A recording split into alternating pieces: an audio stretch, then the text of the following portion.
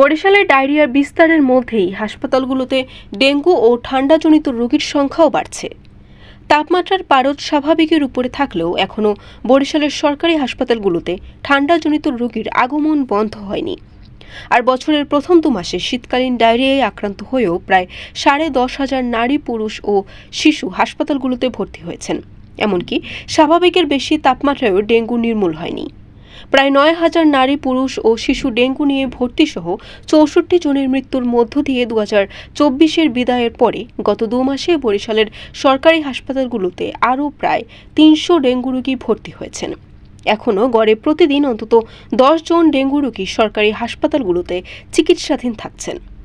তবে বিশেষজ্ঞ চিকিৎসকদের মতে মানুষ শরীরের অন্তত নাজুক সময় ছাড়া সরকারি হাসপাতালের শরণাপন্ন হন না। ডেঙ্গু, ডায়রিয়া ও ঠান্ডাজনিত যে পরিমাণ রোগী সরকারি হাসপাতালগুলোতে ভর্তি হচ্ছেন তার অন্তত 3 গুণ বাইরে চিকিৎসা নিচ্ছেন বলেও দাবি এসব চিকিৎসকদের।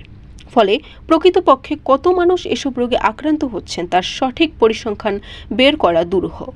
তবে গত বছরের মতো চলতি বছরের প্রথম 2 মাসেও ডায়রিয়া আক্রান্ত কোনো রোগীর মৃত্যু হয়নি বলে দাবি বরিশাল বিভাগীয় স্বাস্থ্য অধিদপ্তরের। বরিশাল.নিউজ।